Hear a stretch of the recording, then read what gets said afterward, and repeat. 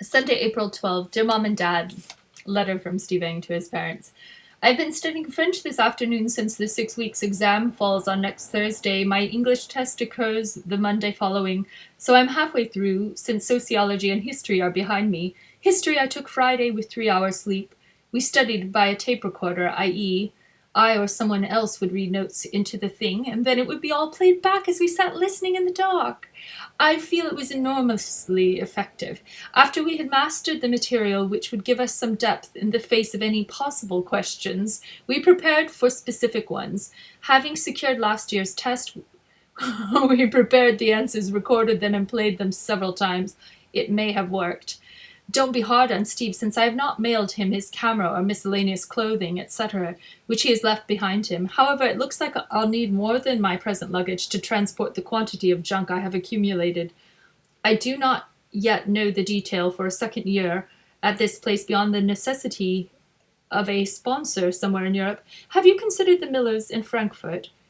If in the final situation I end up going home, I should far prefer attending George Washington and living at home to a dormitory residence at College Park. By the way, Winchester Castle, this is the most popular candidate for Arthur's Camlet. Is it the one you saw? Despite its circular table, was not the seat of the bygone Arthur, who, if he existed, was probably a pagan chieftain in skins instead of plate armor. The entire itinerary of your vacation sounds enthralling, as I hope your Italy trip will be. I envy your opportunity for seeing Salisbury, whose spire, I believe, is Europe's second highest. I hope you, Pup, try to improve upon Constable's views of the church. I hope you don't overschedule the next junket. I find it far easier to avoid a program as much as possible, since I found strange things interesting and am often bored by the presupposed musts. At the basketball tournaments before I left for Italy, I may have told you this, I saw Bushy Park beat Paris and talked with Noel and Janet Boda, cheerleaders, and M. Pratt's brother, who was a team manager. A letter from Carlton announced continued success at London U and a projected book from which he plans to begin this summer. No word from John Album yet, since he's in America, since one of his grandparents died. At Plymouth, did you see the church with the commemorative tablet apropos the Mayflower party of 1620?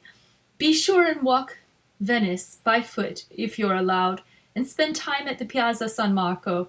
Try to get to the upper floors of the Ducal Palace and obtain a full view of the bay. The best vista is, however, from the bell tower. At Rome, don't get sidetracked at St. Peter's too much, since there are more inspiring churches elsewhere, if not so gilded. Try and walk through the Forum. Allow as much time as you can for Pompeii, and have a good time. Love, Steve.